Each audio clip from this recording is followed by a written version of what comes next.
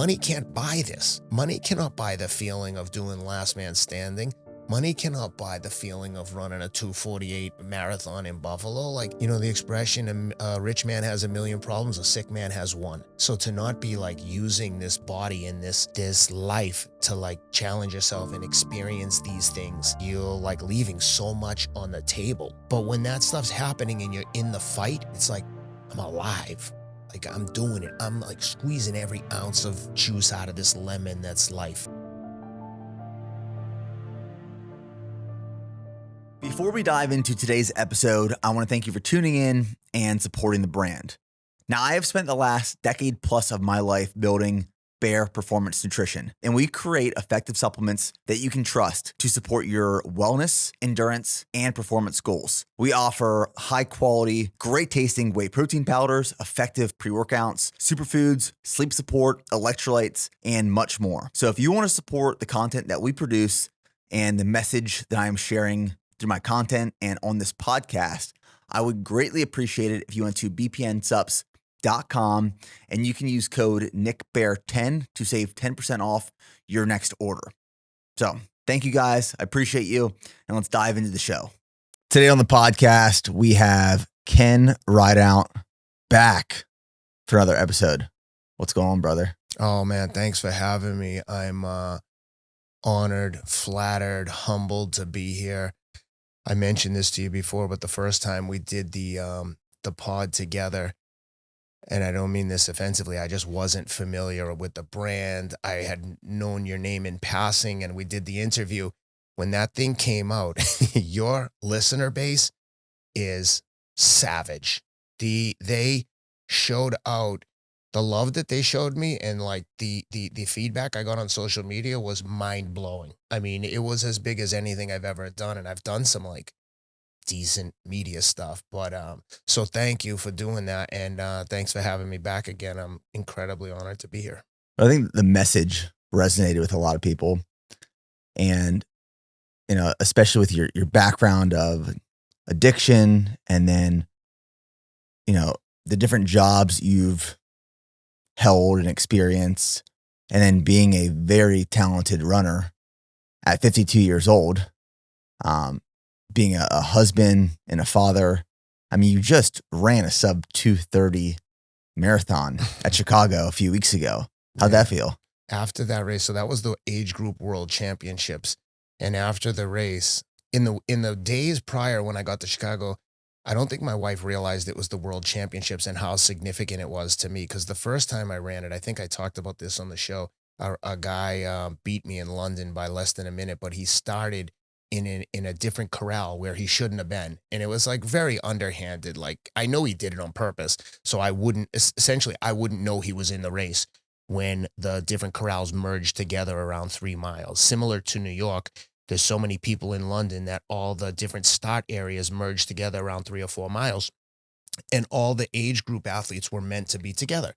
So 3 miles in, I can't even see the people behind me. I'm leading the age group athletes. So I'm like, oh my God, I'm going to dial in my effort and just try to get to the finish line and hold off everyone. I can see them come by because we all have numbers on our front and back to identify who's in the age group.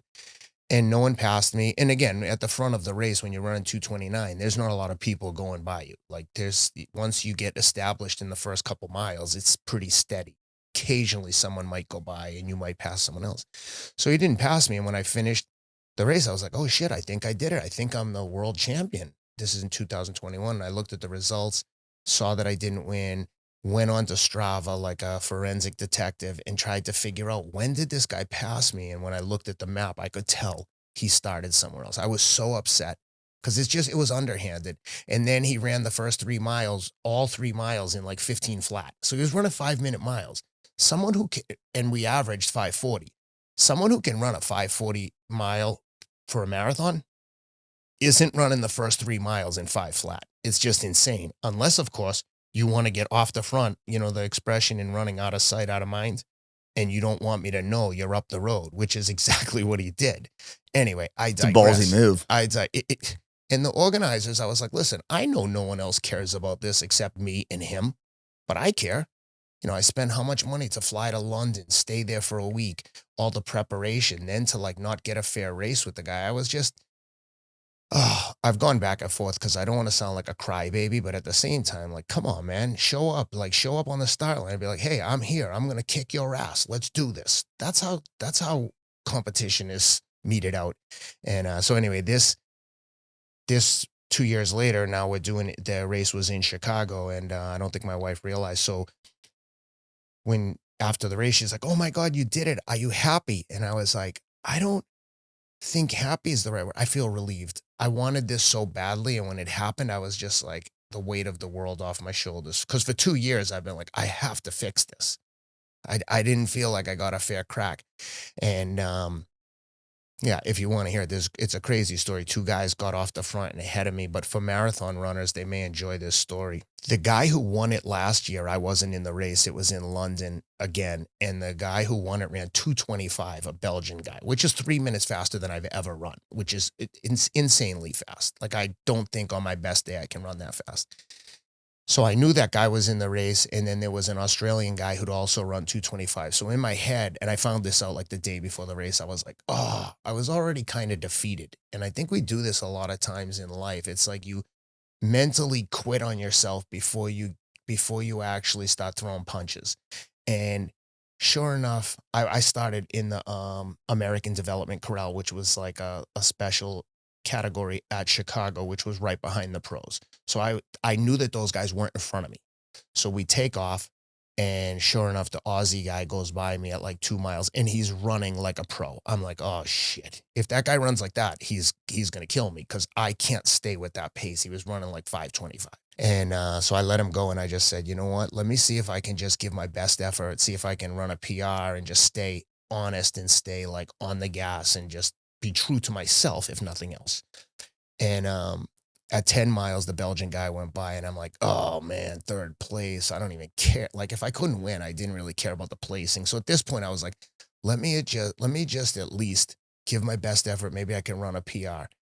And it was like the universe rewarded me. At 21 miles, who do I see stretching his hamstring on the side of the road? But the Belgian guy. I'm like, oh shit, I'm in second now, huh? Second, not too bad. But in my mind, I'm like, there's no way the other guy's probably already done. 24-mile mark, I see the guy coming back towards me very slowly. So I'm just gaining on him very, very slowly. He was still running though. Yeah. So I run up on the Aussie guy, but as I'm coming up on him, he doesn't know I'm right behind him, obviously, at this point. I kind of catch my breath for like 5 to 10 seconds, get a deep breath. You wanted to say something. No, and then I just put it down. When you pass someone in a race, you have to put it down with authority. Like, just put the knife in them. Don't even give them hope that they can stay with you. So when I ran past him, I was legging it. And once I got a little bit of a gap on him, I kind of glanced back, and he was kind of slowly fading, and I just put my head down and was in a full sprint for the last 2 miles. And you think he mentally gave up? I think that those 2 guys were worried so much about each other that they probably thought, I have to run the best race of my life to beat the other guy. Neither of them thinking about me. And I think that they literally pushed the pace so hard, clearly, that they blew up, and they didn't run negative splits. I ran 1:14.08 and a 1:14.58, something like that. And yeah, they clearly didn't manage the effort, but they're both clearly better runners than me. But on that day, they just didn't execute, and I did. And it was just, so much better feeling than doing the passing versus getting passed. I think I might have mentioned this in our last episode. So for anyone who's watching or listening, go back and listen to the first episode that Ken and I recorded. But I just rethought of this as you were talking. You are the fighter of runners. Like when I hear you talk and I watch you run and talk like a fighter. And I'm sure you see it and feel it. There is this shift in evolution in the running community that's been happening in the last probably specifically 2.5 years. Historically, runners have looked and acted a certain way. Thinner, I don't say weaker, but more quiet, not as aggressive. And you had more like combat sports, fighting, football, stuff like that. And there was never like this cross between the two. And I think we're starting to see this cross between the two. For a lot of people that run, I think myself included, I'm running, like when I sign up for a race, when I'm running CIM here in a few weeks. I'm going for a personal record, personal best. I never go out to run a race to try to win or beat people, but you come across as very competitive. I'm curious when and where or why do you think that competitive nature was born? Well, I think a lot of it comes from insecurity, right? But I think people think of insecurity as a weakness. I realize I have insecurities, and part of those insecurities show themselves as like this need to win and need to validate myself. I think a lot of people that have suffered like trauma, especially childhood trauma, feel like endurance sports is a way to demonstrate to the world how tough you are, and maybe even to yourself. Because, when you're a child and you've been like victimized or mistreated, it's that feeling of like helplessness as a child now has completely reversed itself, where I almost feel that I'm so confident and protective of my physical being as well as my emotional my emotional state, that I'm like very confident and protective of that. And when I show up to a race, just like Michael Jordan in The Last Dance, I have to create enemies around me and have a villain to like face, whether it's other competitors or even myself. That being said, I try to treat everyone with a lot of respect, but I'm also like a bit of a dick before the race. I'm like in race. I view it as a fight. I know no one's getting punched in the face, but it's very similar to a fight in the mindset that's required. I know no one's going to punch my face, and I actually use that to my advantage. When I'm suffering, I keep reminding myself, no one's going to punch my face or choke me unconscious. I can take so much more than what I'm going through right now. Because when you are in a cage or a boxing ring and you're tired and the other guy's coming on strong, that fear is a fear that, unless you've experienced it, you can't describe it to someone. When you're just like, I can't barely hold my hands up and this guy's trying to kill me. And that's when you're faced with the decision of, do I silently quit and just kind of like either get knocked out or take a standing eight? Or do I realize that it's go time? Like that fear kind of lets you know, oh, it's time. This is where I'm supposed to be. Like it's time to do what I've been training to do.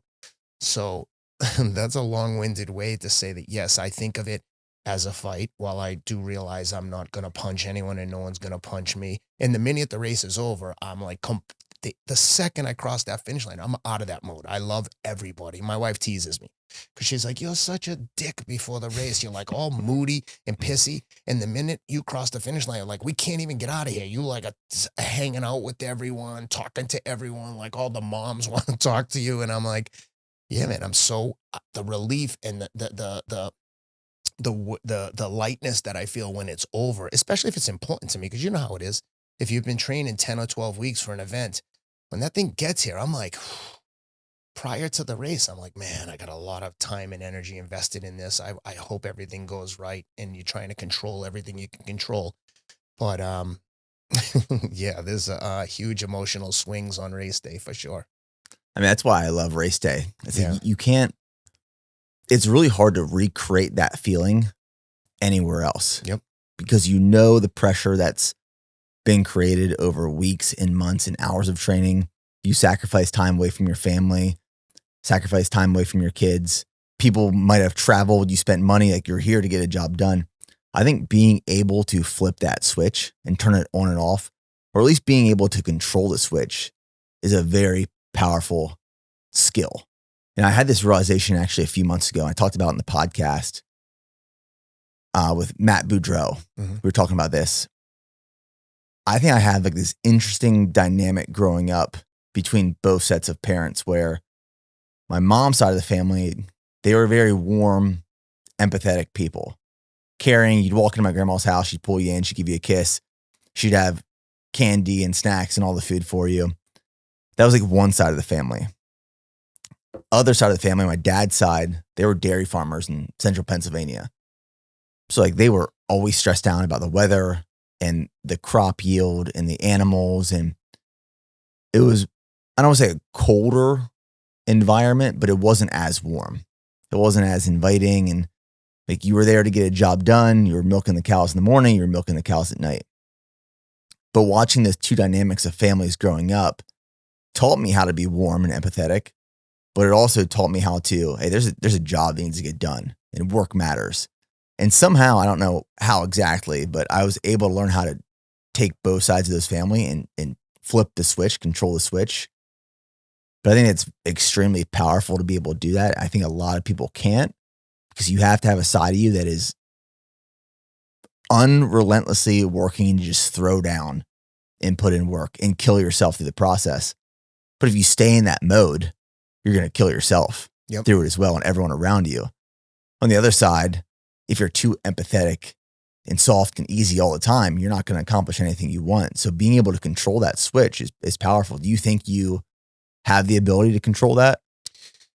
I like to think so, but I mean, I'm sure if my wife was here, she'd probably be like, no, he's definitely a little bit too aggressive at times, especially with the children, just in terms of how I parent, I mean, my kids don't get spankings, but they, I treat them like they're my roommates at time. I'm like, guys, who left all this stuff out here? If you don't put away your own stuff, that means either me or mom has to do the work of 6 people. Whereas if we all just do our own work, so I try to rationalize with them all the time, and sometimes a little bit too rough. But to your point, I would argue it's just discipline now. Yeah. Oh, there's serious discipline. There's no tolerance for laziness. But my wife is very soft on the other hand. But yes, there's a strength in being able to control that, and I think that I can do it. Not very well, but I definitely recognize that without that, intensity for anyone, you don't get to experience the wins. You don't get to win a race without going all in. I was telling someone this the other day. Imagine if you trained for 10 or 12 weeks, like in my case, I trained 10 or 12 weeks, and then you say, oh, Ken, I'm going to get into running and I'm just going to train a few days a week, and you get to show up and just win and you run faster than me. It kind of diminishes everything that I've done. It's almost like you have to earn the right to run these times. And it's so well earned that it's almost impossible for someone to show up and not put in the work and get there. It's like in jiu-jitsu, I was telling my son, once you have X amount of experience, a new guy cannot show up at that sport and just come in and ragdoll everyone. Maybe someone who has wrestling experience, but let's just take someone who has no experience. If that was possible, it would kind of diminish the whole training process. That if someone could skip the whole line and you're 2 years into it and they come in and just throw you around, it wouldn't make sense. But the reason jiu-jitsu is appreciated and it works is because it's impossible.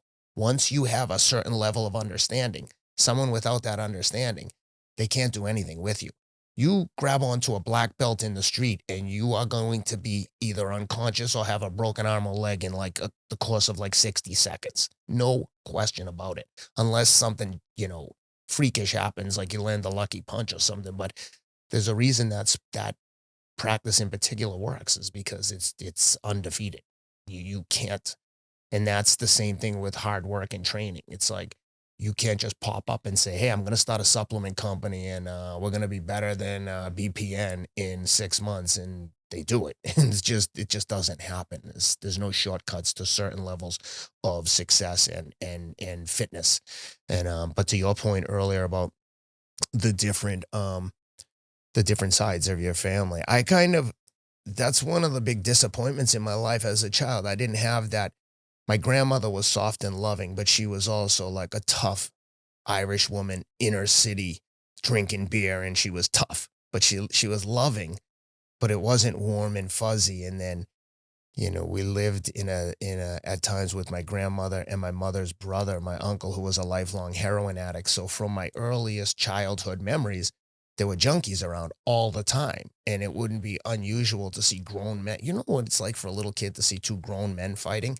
To me, that was like fairly normal occurrence in the city where I was living in. Like in real Boston. fighting. Real fighting. Like people are getting really hurt. It was crazy. I saw a guy chase another guy with a hatchet in the city. It was, I couldn't even imagine my kids being exposed to it, but it was, to your point about being able to straddle both those worlds. My entire childhood, I knew this is not how I'm going to live. I can't wait to get out of here. It was just full of anxiety and anticipation of getting to the next stage in my life when I could move out. And then, like, just for context, my brother and stepfather were inmates in the same prison where I ended up being a guard when I graduated, the week after I graduated high school.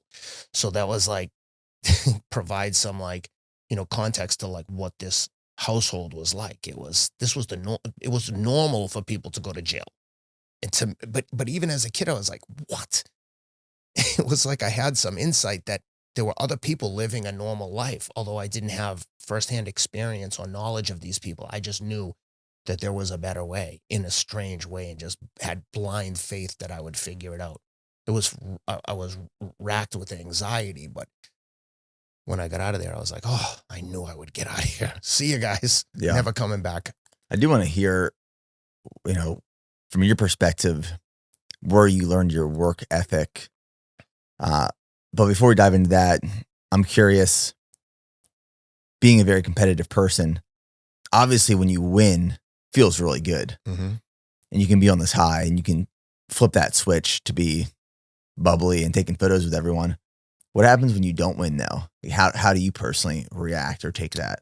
Like anyone, you would just be disappointed, but I keep it in perspective. I'm like, damn, okay, it didn't happen. I mean, that happened in Berlin. I was like in the best shape of my life last year. I was like, I'm going to have a great time this one. Started with the pros, started standing behind Kipchoge. It was unbelievable. And I just went too hard too early. And man. Did you blow up? Oh my God, did I blow up? I ran 2:35 and literally I crossed the finish line and was like, medic, and just dropped. And they had dragged me off the finish line. I was in terrible, terrible shape because I just fought so hard to get to the finish line after going too deep. But at what point did you realize you went too deep? Oh, dude, once the minute I realized, probably like 15 miles, I was like, oh my God, what have I done? By 20 miles, I was like, please God, let me just get to the finish line. It was like I was going in reverse. That's a shitty feeling. Horrible. And I got back to the room and man, it's embarrassing to even admit this. But when I was talking to my wife, I just like lost it and started crying. And she's like, what's wrong? And I'm like, I'm getting emotional thinking about it now. I'm like, I'm just so fucking disappointed in it. I in a weird way, I feel embarrassed. She's like, what are you embarrassed about? I'm like, I'm just embarrassed that I didn't have the discipline to execute this plan. Like I knew better than this and I did it anyway. And she was having a hard time understanding why I was so emotional, but I was like, I just wanted to win so bad. And I had so much time and energy invested in this. To have it to sabotage myself just disappoints me and saddens me. And 2 weeks later, I ran 2:29 in Chicago though. So which pissed me off more because then I was like, I knew I was in good shape. To be able to bounce back 2 weeks later and run that fast tells me how much fitness I had. But you have to roll with the punches, man. You have to keep it in perspective. At the end of the day, I know no one cares about this race except me. Like you were describing earlier on race day, you're nervous, you're amped up. And I always remind myself, no one cares except me. But guess what? I care. And you should care. You should care about some things in your life. You should care about your mental and physical health. You should be able to have something that only belongs to you and not my children and not my wife. This is me. I'm a person too. You don't have kids and then turn off you don't cease to exist. Yes, you love your kids and yes, you provide them with everything you can, but not at the expense of abandoning yourself, and especially not your physical and mental health. When people start making excuses to skip some kind of training, and I'm not suggesting every day, I'm like, keep it in moderation, but if you always have an excuse to miss your workout, well, if you don't take care of your mental and physical health, eventually someone else will take care of it for you. And I want to prolong that process. I don't want my children to have to take care of me. So it's my obligation. We're all born with one responsibility. Take care of yourself. Yeah. Most important thing. So that's how I view the training and stuff. And on race day, yeah, I care about it, but I also know it's not important to anyone else, but it's important to me. And my opinion matters when it comes to this stuff. That feeling of being embarrassed because you didn't execute the plan properly. Yeah. I felt that in Buffalo, 2022. I was going for a sub 250 And I ended up hitting it. I did 2:48, but it was like mile, I want to say 2021. And I went out too hot in the beginning. I knew I went out too hot, but I was feeling good. And I was like, I can hold this. It's a common mistake. And my coach was even like, he's too hot. He's too hot. He's too hot. And mile 2021, a few miles leading up to that, I could feel the pulsing in my hamstring. I was like, there's a cramp coming. Yep. I know it's coming. I just don't know when. I just got to get to the finish line. And then it seized up. And I stopped running. I had to stop for a second. Damn. And it's amazing that you were able to stop and still run as fast as you did. Well, the words that came out of my mouth, I mean, there were women and children next to me, and I will never, like, I let things come out of my mouth that they must have thought you were me. Exactly. They probably still remember that. Because in my head, I'm like, I trained so hard for this, and I'm about to throw this away because I ran undisciplined. Yep. It's not that I didn't put in all the work, but like I put in all the work to just personally throw it away because I didn't follow the plan. And then quickly in my head, I said, I'm going to run through this, whether my hamstring rips off my body or not. Yep. So I started running and it just loosened up on its own. Yeah. Thank God. It's amazing how that happens, right? With injuries. I've had this a million times where something is nagging me and I'm like, not just during a run, but in general. And I'm just like, I'm just going to ignore this and just keep training. And people are going to be pissed if they hear this, but it's amazing how much shit just goes away. Mine always goes away.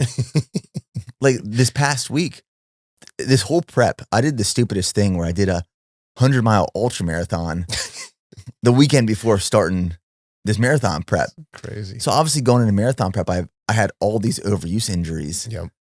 But what I found is like, I'll have something where I literally am finishing a run and it feels like it's tearing off my body. Yep. But it happens frequently, and it's happened so many times that I know, give it 3, 4, 5 days, it just goes away. Yep. So an issue that I had last week that I thought was like game over is gone right now. Yeah. It's funny that all of these things for the people listening, like I feel like if you're in this kind of club of like endurance athlete, just someone who's like trying to like not just run, but like be competitive. It's like all of this stuff is so familiar to other people. The feelings of being at a race, the elation of being done with a race, the injuries. It's like, I feel bad for people that don't have something like this in their life. They're just going through their lives. The highlight is their little kid's flag football game or the baseball game, and you have nothing that belongs to you. And it doesn't have to be running or even sports. It could be guitar lessons, language lessons, a PhD course, like whatever it is. But there has to be something that like gets you excited where it's just for you and not just living vicariously through the children. I think that's very dangerous. And that's another reason why I have my own outlet, athletic outlet, because I only stress to my children. Because I think a lot of people ask me all the time, like, how are you with the kids with your sports? Because they expect that I'm like, rah, sis, boom, bah, sports, everything for the kids. And I do love sports, and I wish they could all be Olympians and professional athletes. But I also know that's not realistic. So the only thing that we ever stress, and I say it so much that the kids tease me. They're like, Dad, please, enough with the effort bullshit. Because I'm always like, the only thing that we care about is effort. If you're trying your best, buddy, and you strike out every time, all good. I just want to know that you're giving your best. Because the kid who doesn't try hard, we can all look at him and be like, that kid's not even trying. He might as well not even be here. He's wasting his time.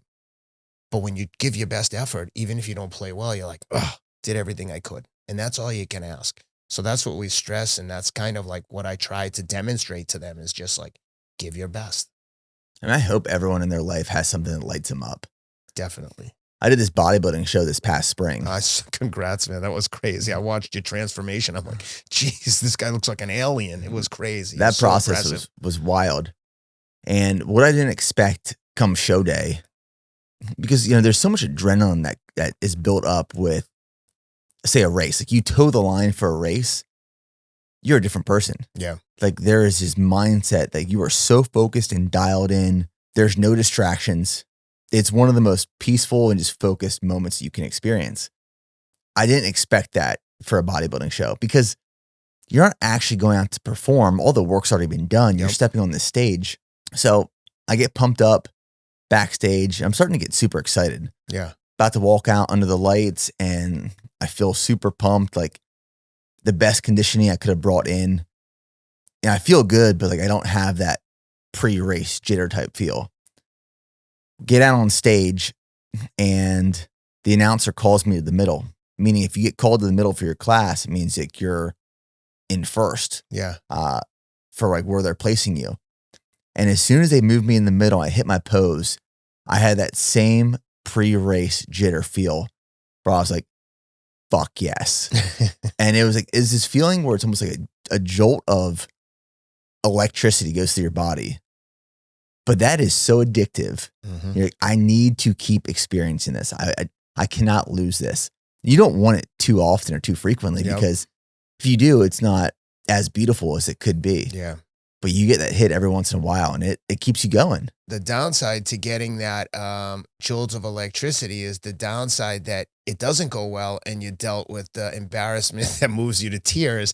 And it's like that fear of the unknown is what keeps you on the gas and training like it matters. And if you don't train like that, you cannot beat the guy who's willing to die to win. Figuratively, when I say that, people are like, oh, that's a bit extreme. I don't mean really die, but you know what I mean, where you're like, holy shit, could I faint from running this hard? Like, could I drop? I'm always like, well, let's see what happens because I'm not going to stop. But you can't beat that guy who wants to put in that kind of effort with a half-assed effort. Very rarely does someone have genetically gifted enough to show up and beat the guy who's like all in. At this last man standing race I did in September, there were two guys there that were projected to win. I went into that race. I wanted to do 100 miles. I didn't want to kill myself because I knew I was going to a marathon prep. Yeah. But going into it, you're like, you don't know what kind of competition is going to be here. You don't know what the field looks like. Yeah. And got there, and there were these two guys. The one gentleman was like the reigning champ the last couple of years. The other guy was a runner-up the previous year, and he just got done with Moab 240. And he was running every lap because last man standing is every hour on the hour you repeat 4.2 mile lap. Yeah. And this guy just looked so strong. He was dialed in. He was letting people pass him. He didn't care. And I was running up next to him at one point, and I said, hey, how far are you going today? He looks at me straight in the eye and says, all the way. I love that. He ended up winning. And I was like, man, like this guy wants it. Yeah. And he's going to get it because he wants it that bad. He's willing to die on this course to be the last man standing. Someone asked me, hey, about a race that, one of the races that Chad Wright won, the Navy SEAL, and they were like, hey, you should do that race that Chad did. I said, not a chance. They were like, what do you mean not a chance? I said, because I know that Chad and I will both die to win, and I don't want to die because that doesn't look fun to me because I know what's going to happen, and I'm not looking for that. Is that the race that's out here in Tennessee? Yeah, the mid-state mile? Yeah. Yeah. That's a wild one. Yeah, any of those races where you're just like, let's just see who can like withstand the most torture. I'm like, I want to just, I'd prefer a measure of like speed and just, I like a race where it's like we can beat each other up but there's a finish line. Yeah. The unknown, like the show Alone. I'm working on a concept for a show with a group called Wheelhouse Productions in Spoke Studios, and they produce Pawn Stars, Duck Dynasty, but they also produce Alone. And when I was meeting with them recently in New York, they're like, dude, you know, we have Alone. Would you ever be down to do that? And I looked at the guy and I'm like, aren't we friends? You know, I have no man skills. I couldn't catch a fish to save my life. Like I'd be dead in a week. Why would you even suggest that? But to me, that's the most intimidating thing ever. Like being out in the woods and you don't know when it's over. You just hope that they come one day and like, you're the last man standing, you win. But that to me is the most intimidating competition on TV or that I've seen Alone. So you like knowing where the end is, yes, and it's getting there as fast as possible. Exactly. For me, that's my motivation is that I know that I can train to get there as quickly as possible. I can control that. Being able to just sit quietly with myself, first of all, is hard as hell. One day of Alone would be a lot for me. Yeah. It's one thing that I've been trying to work on. And I went, in January, I went to a place called On-Site Workshop. It's like actually, me and my wife were just talking about this. We want to go. It was not easy or fun, but it was certainly life-changing in terms of looking at yourself and understanding like what's going on with you, what you've been through, kind of processing things that you may not have processed in the past. Like I went there, didn't think I had trauma. I just knew I could be happier.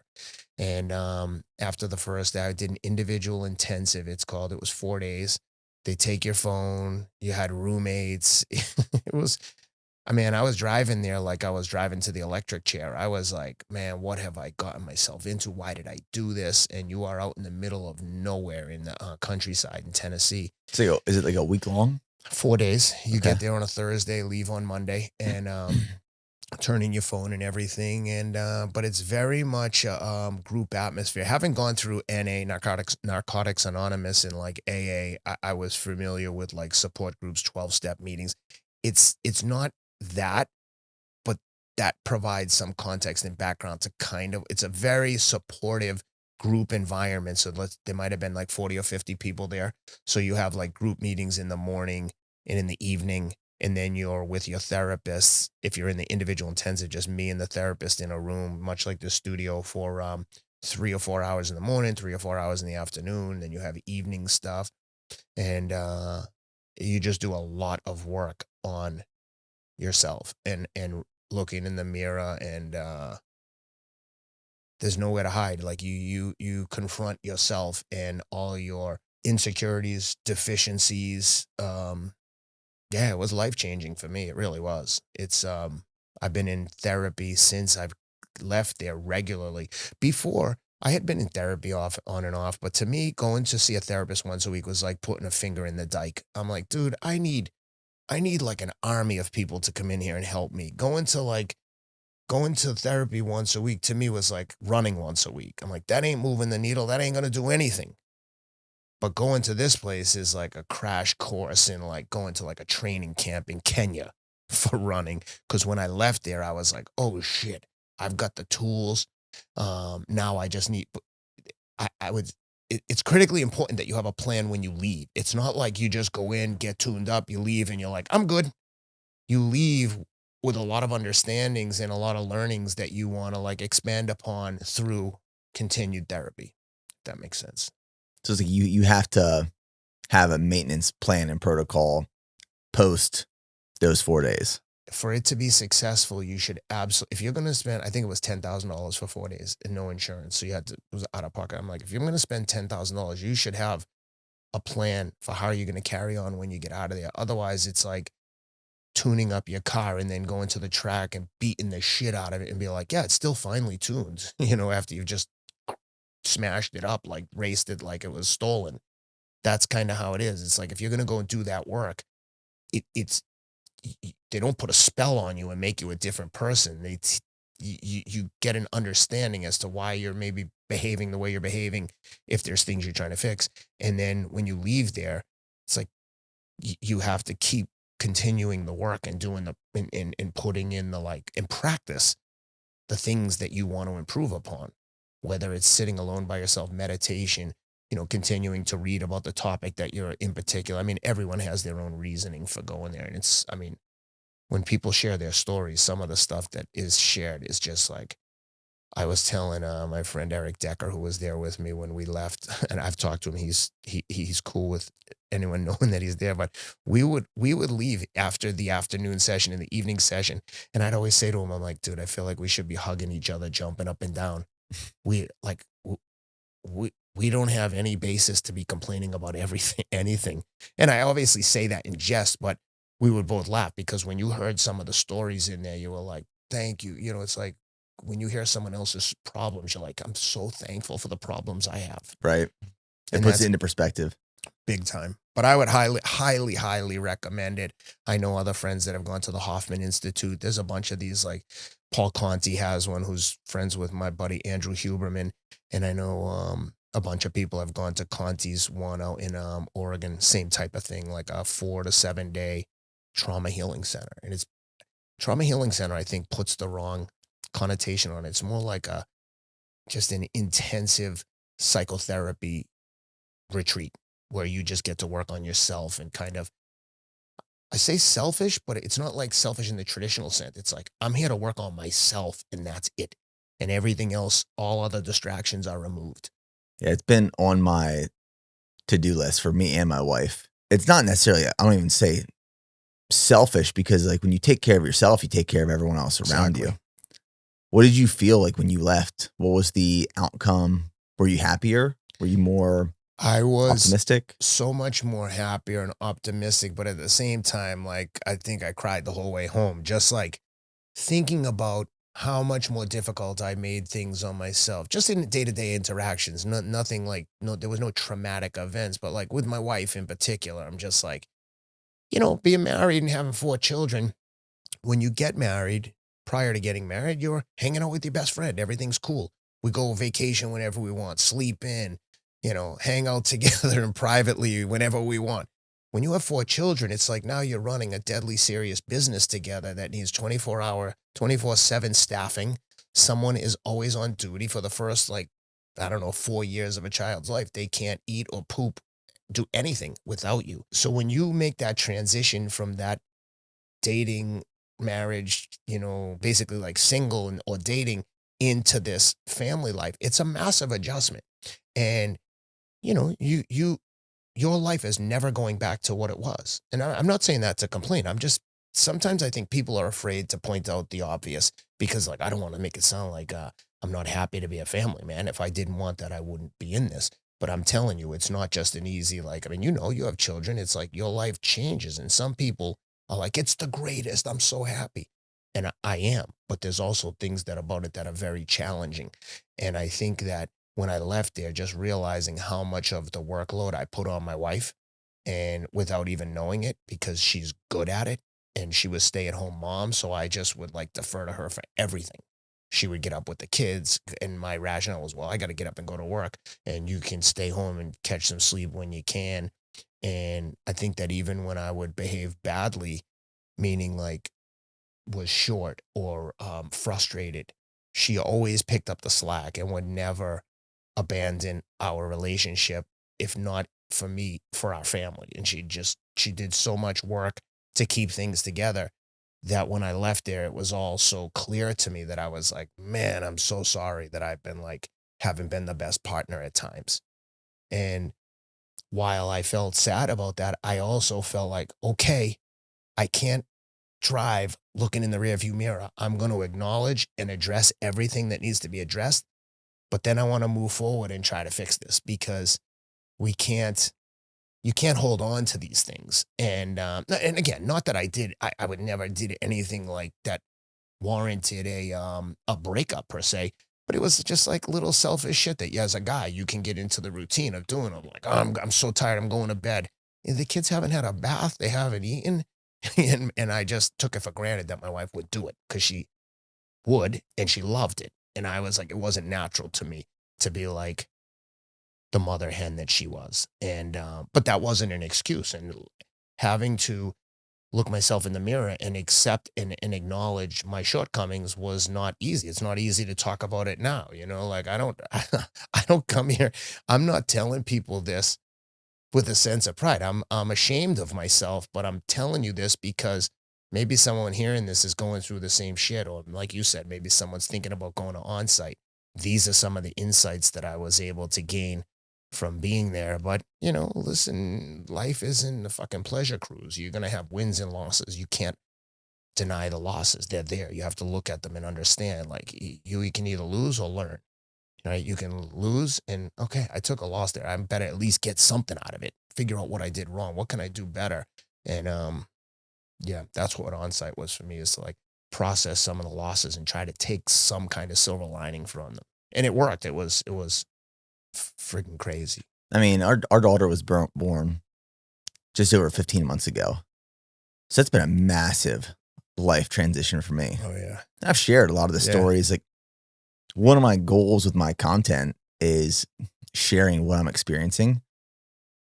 When she was born, I quickly realized how selfish I used to be and how I would neglect my wife, and I'd put my priorities before her priorities.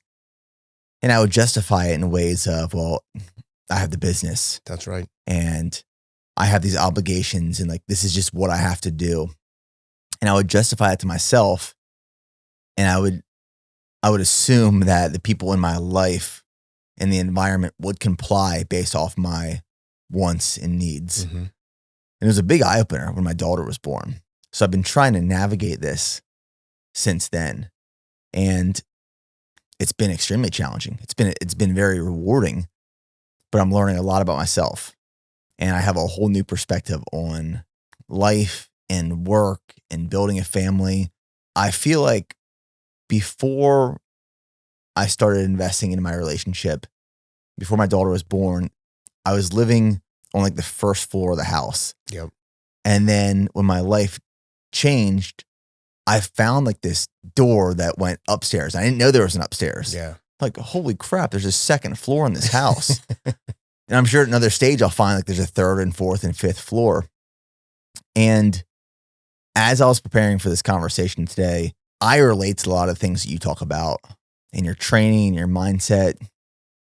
So like what I'm about to describe here, I'm curious your thoughts on it, but like this is kind of something that I experienced myself. There's a lot of goals that I set that I can define as a win or a loss based off of an objective outcome. A race, Mm-hmm. A run for the day, business revenue and goals, the amount of money you make in a position. Like that's, you can quickly look at hit or miss, hit or miss, hit or miss. But then there's parts of your life that are more subjectively measured, like how you show up as a husband or a father or a friend. And sometimes I avoid some of those subjectively measured parts of my life, and I lean more heavily into the objectively measured parts of my life. Yeah. Because I know if I hit or miss.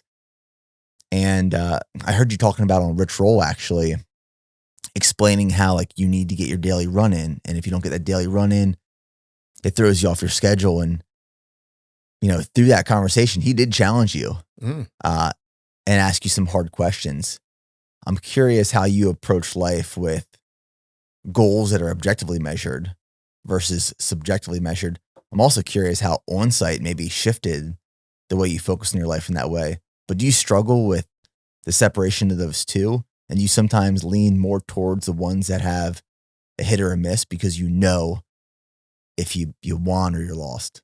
Yes, that's a great question. And yes, Rich, it's funny that you pointed that out because my wife said to me, wow, Rich is a really good interview. He picked right up on that because what he said was true. And I thought that was great. Yeah. And I think I acknowledged it in the interview. I'm like, yeah, you're probably right. I don't profess to have the answers. One of the things about social media is, different friends who are very savvy at social media always say, oh, you should share more stuff and talk more to the camera. But I feel so uncomfortable and narcissistic when I do it because I feel like, who am I to preach to anyone? I'm just like everyone else. I'm wrestling with the same emotional duress and distress that everyone else is. And I've been running fast, so that's getting attention, but that doesn't nullify my other responsibilities. You can't just be a good runner and shit at other things. And yes, I struggle with all those things. I don't think it shows up as much in with my friendships, for instance. I cherish and value my friends, like the people that are close to me. Like I'll help them bury a dead body. The downside of that is I expect other people to feel like that too. And when they don't, I'm like, I just go bad on them. And, I don't have any gray area. My wife teases me all the time because she's like, it's love or hate with you. You either love the person or hate them. I'm like, pretty much, yeah, that's true. But I've been much more conscious of that coming out of on-site for sure, and trying to keep more of a steady state with my emotional swings with regards to everything, and friendships in particular, is not to get too deep into to expect too much from people, but also not to overwhelm someone else with kindness, if that makes sense. It's like, they're my friends. Okay. If you need something, I'm here for you. I'm not doing a good job of describing it, but it's like kind of managing expectations and managing my own emotional swings, high and low. But definitely the running has, that's one of the things I worked on at on-site, is like, what am I doing this for? Is it really for me, or is it a way to demonstrate, I'm good at something? And there's certainly an element of that, of me saying like, look at me, I'm good. to make up for maybe some of my own insecurities or feelings of inferiority complex. But like I said to Rich, I'm like, listen, compared to where I was and considering the way I was behaving as a way of coping with those feelings by getting high, like I acknowledge that this might not be perfect, but for right now, I'm coping with all of my shit the best way I can. And this has, it's worked to a certain extent, but it's not a cure all. And I'm certainly not a finished product in the sense that I know I still have work to do. I still, see my therapist. I still try to do the work that I know is required to be as good a person as I can. But we're all doing the best that we can, or at least we should be trying to do the best we can. And that's what I try to do. And it's easy to get lazy and neglect certain areas of your life. But the running is one thing that's, like you said, measurable, that I just refuse to compromise. It's almost like I feel like if I take the day off, not that I ever really want to, I enjoy getting out there and exerting myself. I love the feeling of being done with it. But I feel like if I take a day off, it'd be like the first day of a bad habit, the first day of a new habit. And just sticks then. Exactly. Maybe the second day will be easier. Yeah. I think sometimes people try to act like they have all the answers, they have it all together. Yeah. No one does. Exactly. We're all trying to figure it out. And I think when I realized that, it empowered me a lot to make more decisions, realizing that we're all in the same situation. We're all just trying to navigate this life. That's right. And the obstacles we're going through. So a few months ago, life got really chaotic with just business and navigating being a new dad and the move from Texas to Tennessee and planning for that. And I wasn't planning on running CIM, but it was a really stressful day for me. And I was like, you know what? I'm signing up for CIM. I signed up for CIM. And before I even talked to staff, I was like, I already signed up. And she said, you know what you do when you feel like you don't have any control of your life is you do something that you can be in complete control of. So I signed up for this race because she knows that when I'm in a prep for a race, I feel like I'm in control. Yep. I can control my training and my diet, and I can track progress. And I know like the structure of my workouts leading up to those couple months before race day. And when I'm in a prep, I feel like I'm in the most control of my life. Yeah. And the day I signed up for CIM was a day where I felt like I had zero control of my life. And my wife picks up on that. Yeah. You know, the people that we love, like they know us better than anyone else. That's right. And they see right through us. That's right. But to your point, when you have something on the calendar, it's like there's no more gray area. I know exactly what my day is going to look like for the next 10 weeks, or at least I have a rough outline. When I don't have anything on the calendar, it's like left to chance. It's like waking up without anything on your calendar. If there's nothing on that calendar, you can easily get lost looking on the internet, watching the news, watching sports. And the next thing you know, you're like, oh my God, I just wasted 3 hours of my day. When I have something that matters to me on the calendar, if nothing else, I know for 90 minutes to 90 minutes to 2.5 hours, I'm going to be dialed in, focused in training. And then in the evening before dinner, I know I'm going to spend 30 minutes like doing some strength work, because you can't have one without, like, to me, you can't have one without the other. You can't just do endurance work without doing strength work, especially as you get older. I feel like that's been like one of the things that's helped me immensely in terms of staying healthy, is to maintain like a balanced physique and a balanced approach to training. That even if the fitness, the weightlifting, I think a lot of people think of it as purely an aesthetic exercise. I'm just doing this to look good. A lot of people do. And when you abandon that thought and recognize that it's functional strength training and I'm doing this to be better at running, even the push-ups, pull-ups, like all that stuff, I just convinced myself that it's not for aesthetics, it's for functional strength. That was like very almost freeing for me, because my whole life I thought of weightlifting as like purely aesthetics. We have to do this to like look good. And that's a hard training. For aesthetics is incredibly hard, unless it's like a bodybuilding show where you have like a measurable end date and there's a specific goals. It's hard just to be like, oh, I'm just going to go to the gym so I look good. I don't think that that's very sustainable. And I think that's where a lot of people struggle with weight management and body issues, is that they think that the weightlifting is purely like an aesthetic endeavor. I mentioned this earlier and I wanted to bring it back up, but you talked about how growing up you were around a lot of people who weren't really driven or focused, and they were fighting. And, you know, I'm curious, as you often say, like, work works. Yep. Where and when did you learn a work ethic coming from, you know, an upbringing where it might not have been as appreciated as it is now? Yeah, when I was like a child, like a young child, I can remember being outside in my driveway shooting hockey pucks against the fence. I had weighted pucks.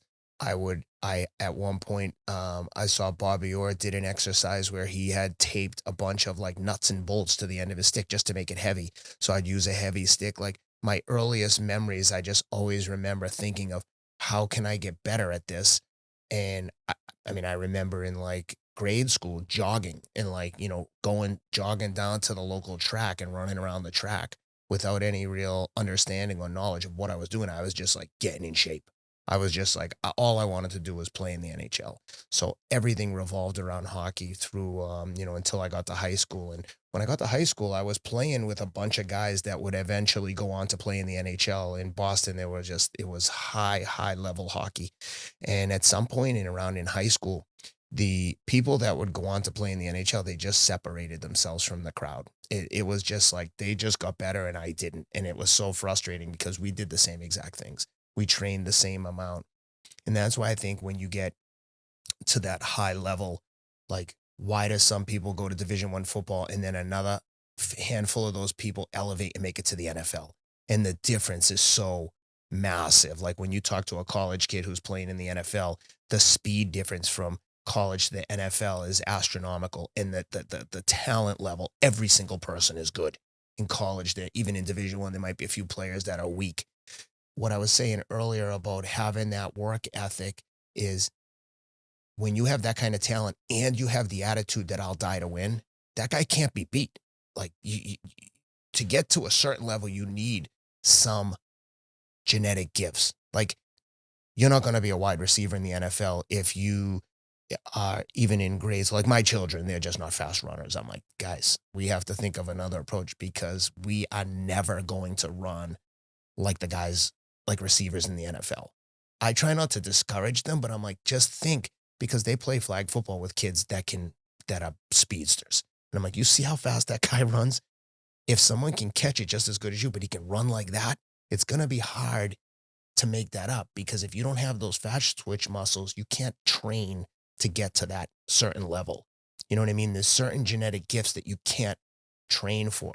All you can do is think about how there's, you know, you can certainly be quick. Quickness can beat speed, but that comes with a level of intellect. There's a lot of like strategizing around that, like a Julian Edelman type who's not a burner, but he's so quick and crafty. But yeah, I always knew that I had to work hard to get out of there. I wish I had a simple answer for you, but I think about it often myself too, is like, I had no reference to what I wanted to do in life. Like I had no necessarily role model. I mean, my dad would come and pick me up. My parents were divorced and he'd take me to sports, but he was like, you know, initially working at like a supermarket warehouse distribution center.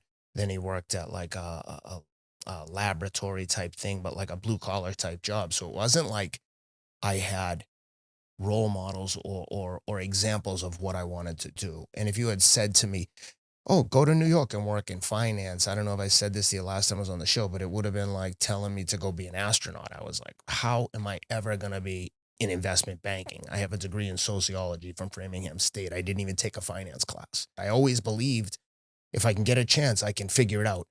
I just got to get my foot in the door. And I did that in a bunch of different steps along the way in my career of trying different financial products and different kind of financial roles. Do you think Wall Street had a big impact on putting work into perspective? Because the CEO we put in place of Bear Performance Nutrition, Kat Thomas, me and her talk about this a lot, where like you might not know what hard work looks like unless you've ever been surrounded by it. And Kat, coming out of college, she was a trader for Goldman in London. And she explains and kind of paints a picture to me of what that looked like and just the pure chaos and the amount of hours worked. And I think if you've never experienced truly hard work, you don't know what to measure it up against. And a lot of people have never done hard work. So like what's hard for them is in perspective or relative to others, it might be hard work, but like it's really not hard work. And I think a lot of people actually don't know what hard work looks or feels like. And a lot of people never will. No, that kind of work that you're describing when you're a banker at like a Goldman is just, it's, you can't understand it unless you've seen it firsthand. It's just savage, the work ethic and the workload. And if you are a step behind coming out of school and you don't have a fundamental understanding, like for instance, if you don't know Microsoft Excel like a wizard, you are going to be in for the like, I don't even know that you could survive. It was like so much of the work for the traders and the more like banker types. I never had that role. I was in marketing and sales and always had customers. So I kind of skipped that process. But yeah, they lived at the office. I mean, it was miserable. And the justification was if you can get through, let's say 5 to 7 years of grinding and you actually have some acumen, like you'd be rich. But at what cost? And for me, at some point, I was like, I just can't keep doing this. I have to figure something else out.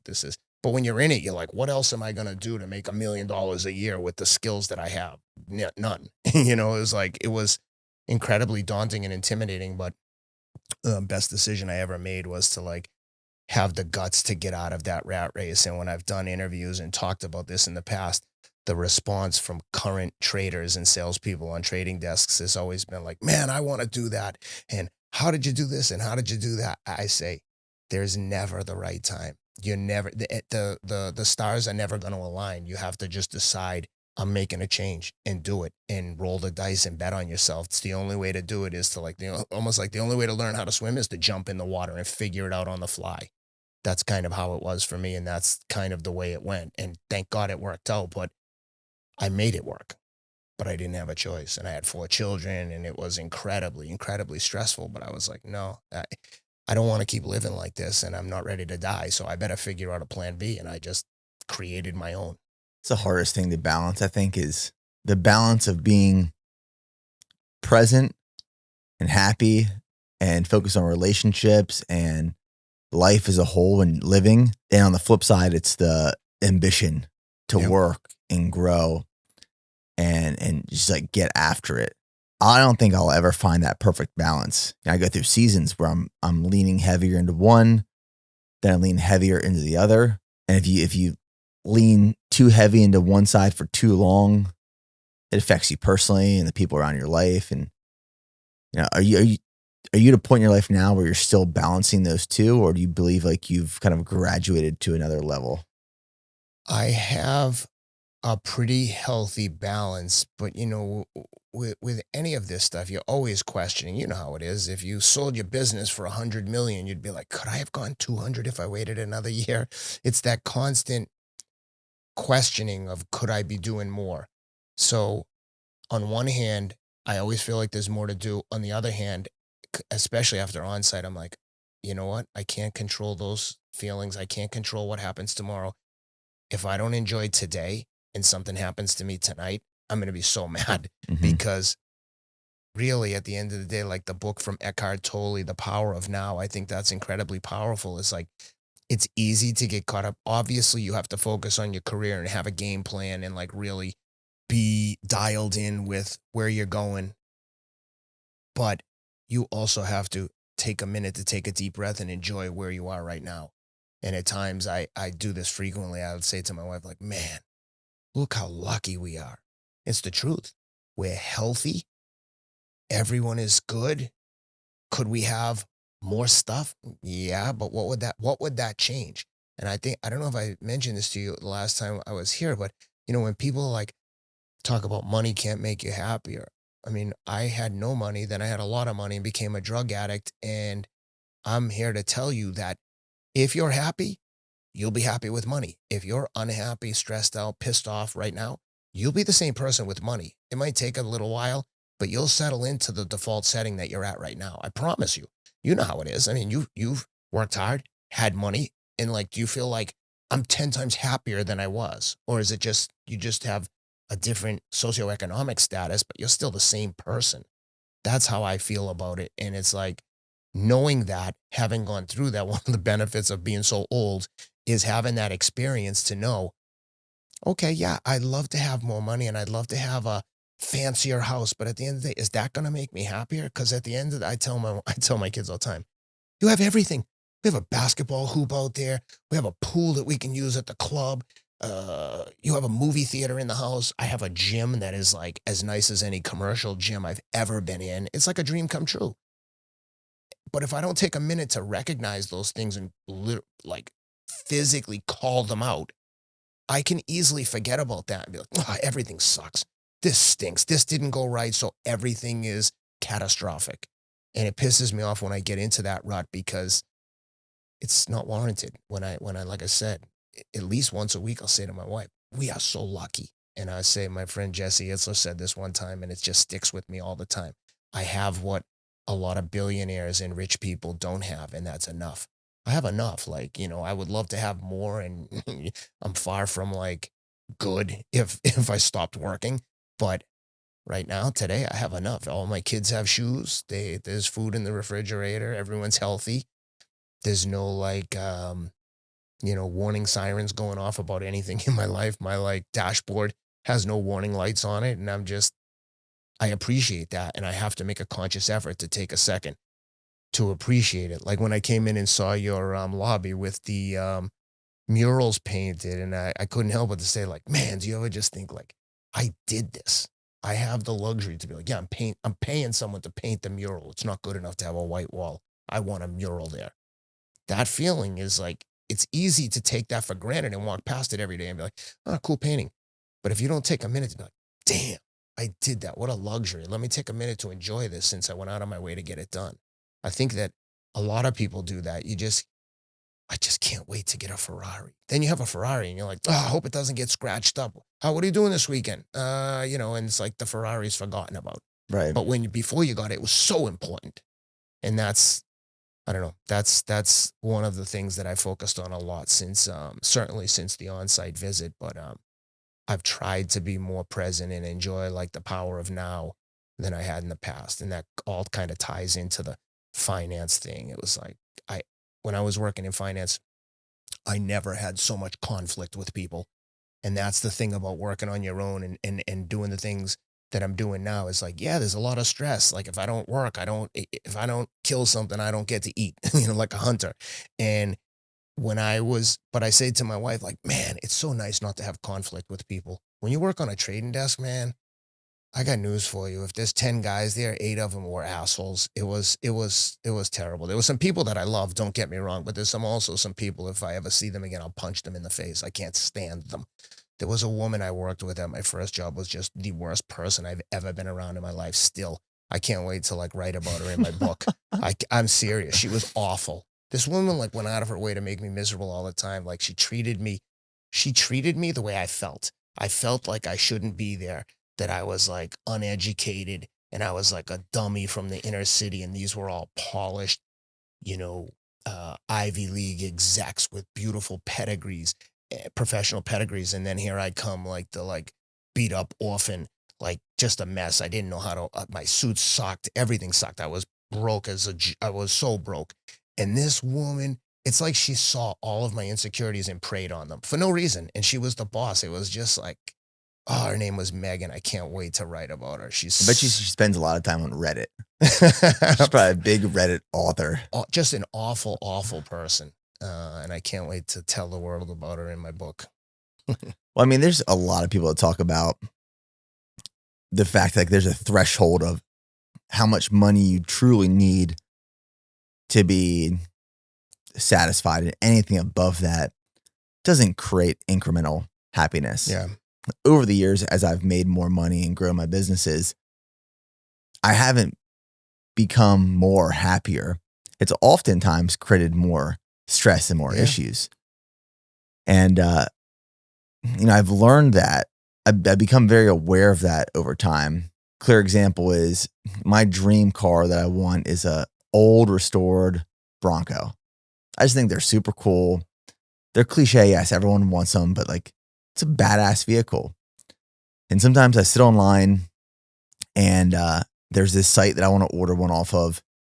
And I sit there and you can like press submit to start the process. I know exactly what you mean. I think, will this will be really fun. And it'll be really cool once it gets delivered. But will I actually be happier having this vehicle? Or is it going to break down?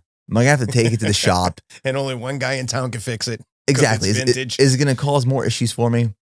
And every time as I think through this, I exit onto the website and I'm like, I'll come back to this tomorrow. I know, dude, I know exactly what you mean.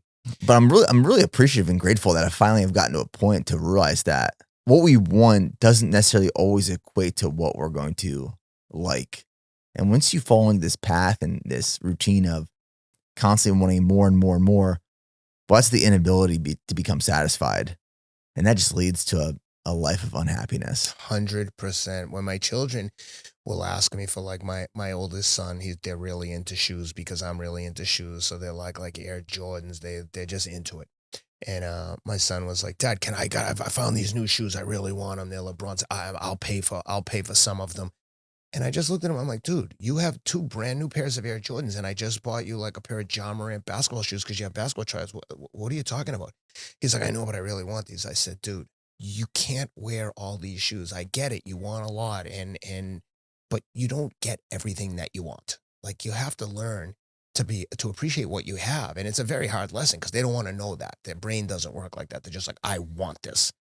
But we're pretty disciplined with the children in terms of like giving them what they need, but not necessarily everything that they want. And having a teenage girl, man, has been like literally the hardest thing I've ever done. My daughter used to be like, we were besties. She would come in the bed like, I'm going to snuggle with you, Dad, and watch TV. Now she's 13. She's got braces. She's starting to become a woman. I'm like, come sit in the bed with me. Let's watch TV. She's like, Dad, that's weird. I'm not going to sit on the bed with my dad. I'm like, you were just in here last week. She's like, I know, but that's just too weird. And she's got makeup. I'm just like, come on, man. But she's the one. She's like, can I get these Lululemon shorts? I go, I'll buy you these ones from the Gap. They look exactly the same. They just don't say Lululemon in there. $40 instead of $70. She's like, no, I want the Lulu ones. I said, okay, I'll pay $40. You can pay the difference out of your own money. And she's like, okay. But it's so, I mean, I remember being like this as a kid myself. You want what you want, and they want name brands, and there's so much pressure to like conform to what the friends are doing. But man, it's, as a parent, that's one of the things that I find very challenging, is watching them do silly things and wanting them to behave like adults. But it took me 50 years to get to the point where I don't need what everyone else has. Like, I'll tell her, why do you want the same exact white Crocs that everyone else has? Why don't you get these awesome, like, cool Reebok shoes that are different and people will love those? And she's like, no. I said, because you don't want to be the trendsetter. You want to be the follower. And then my wife's like, will you leave her alone? And I'm like, all right, I surrender. I can imagine how it's challenging. Like, dude, I'm thinking back to just the amount of personal growth that I've had over this last decade.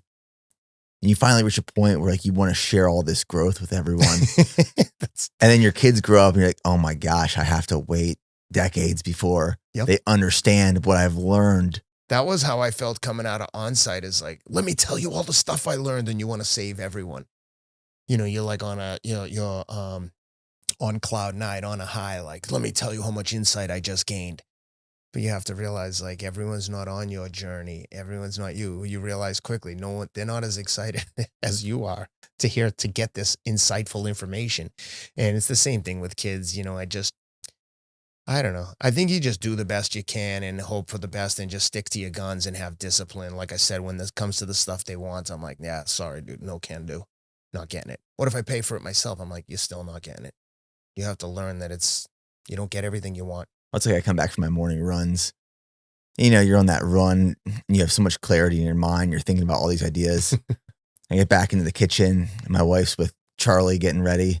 I'm like, Steph, I got to tell you, like, I just thought of this idea and it's going to change everything. She's like, hold up. Just like, let me get my coffee ready. I'm like, but you got to understand. I got to paint you the picture of what I'm about to explain to you. She's like, just chill.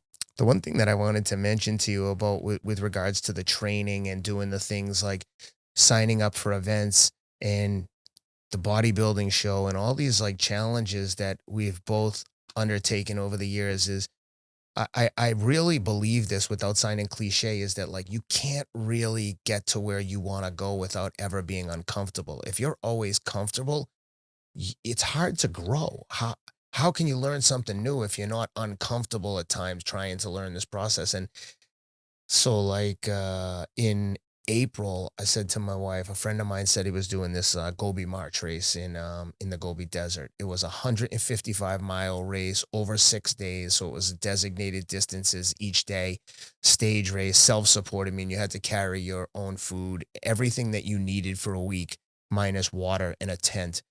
And a buddy said he was doing it, and it was the president of Equinox, actually, Scott DeRue. And I was like, dude, I think I can win that race. And he's like, what? You crazy? Have you ever done an ultra before? I'm like, no. He's like, have you ever have you ever gone camping? No. I've never even run with a backpack. I don't know anything. But if these guys are doing it, like, if they did it, why can't I do it? Like, I'm fit. Fitness is the universal language. And long story short, I said to my wife, yo, am I crazy to think about doing this race in Mongolia? It was right after Tokyo, and I was like, had good fitness. And she's like, well, you always talk about, because I said, I'm so nervous. Like, I don't know if I want to do it because like I could fail miserably. And she's like, you're always talking about doing things that make you uncomfortable. Why don't you put your money where your mouth is and do something that you're actually scared to do? And I was like, I'm doing it. And then I was teasing Rich Roll. He gets so angry when I share this story. But I texted him and said, Rich, I'm thinking about doing this Gobi March. What do you know? And he said, oh man, it's claimed many an ultra runner. Be careful, man. I think someone even died there once, which they did. And all I heard was, dude, be careful. That race is too tough for you. I was like, I'm doing it. And I told another buddy, James Davies from Deutsche Bank. He's like the CEO of Deutsche in North America, like high ranking banker. And he's been thinking about Marathon des Sables in Morocco, the famous one across the desert. And he said, man, if you could get top 5 or top 10 at that race, that would be super impressive. And I remember just being like, top 5, dude, I'm fucking winning. What are you talking about? And he like laughed, like, dude, come on. You don't know anything of what you're doing. It's a huge, like, experience is a big factor. And I was like, yeah, I'm doing it out of spite. And then, of course, I signed up and I was like, oh my God, what have I got myself into? I don't like camping. I don't know I don't have any of those, like I said, man skills. Like I know nothing. I had a one-man tent. There was communal tents that I ended up staying in. But at first I was like, oh, I'm going to bring my own tent, sleep in my own tent. They transport the tent for you because when COVID started, they gave people this option. So I was like, I'll bring my own tent, find a little hack where I can like be quiet by myself. Dude, I tried to set the tent up. And of course, my wife's like, you should set the tent up and do a couple dry runs, sleep in it one night to see what it's going to be like. I'm like, nah, I'll try it. Finally, the day before I left, I set the tent up. It was a mess. It was like so small. It was literally like a coffin. And I was like, oh, I'm going to see if I can get in one of these communal tents. I hope they'll let me in. And sure enough, the first night, it freaking rained sideways. If I was in that one-man tent, like all of my stuff would have been soaked, like tents were blowing away. Oh, it was insane. And I went there and did the race and won. It was incredible. It was like the most rewarding thing I've ever done because I was super out of my comfort zone. I didn't know, nothing about it was enjoyable. I take 3 showers a day. I hate being dirty. I hate being wet. We would cross like 5 rivers every day. I hate when my shoes are wet. Soon as the stage would start, you'd run across a river. So you're soaked constantly. And that was an example though of like actually doing what I know to be right, but it's so much easier to just say it versus do it. And I just felt like for no other reason than to prove to myself that I am who I think I am. I can do this. And if I say I'm going to do something, I'm showing up and showing out. I want this. And it was, it was so rewarding, much more rewarding than any race I've ever done. Well, you want it. Yeah, it was insane. It was crazy. 6 stages, 6 days. Each day has an allocated amount of miles. So yeah. Stage 1, 21 miles. Stage 2, 28 miles. Stage 3, 24 miles. Stage 4, 50 miles. Stage 5, 24 miles. Stage 6, 6 miles. Yep. Explain to me how you win that. Is it based off of calculated time? Yep. Okay. So like you do, say stage 1, day 1, you do 21 miles. When you're done, you rest the rest of the day before the next day starts. Correct. We're in a camp. We're in like, they move the camp each day across the Gobi. So, and every day is in like a, almost like a different climate. There were stages where we were set up in a mountain. Some we were set beside a river. Some days we were in like the middle of a sand dune. Just imagine all the sand. Every time you go out of the tent, back in the tent, the sleep, everything's covered in sand. And the first day, 21 miles, going to sleep the first night. They drive us out to the desert, out into the middle of nowhere on Saturday. So Saturday night, we sleep out in the tents. First night, I'm with 3 women. It was, man, it was just looking back at it so funny because we're in like a little tent, like 4 people can fit in the tent side by side, but they're women. So you only have whatever you're carrying. So I had a change of clothes and a camp clothes. So I had like a pair of shorts and a t-shirt. And then you had to have certain requirements like tights, long sleeve shirt, down jacket, because it would get cold.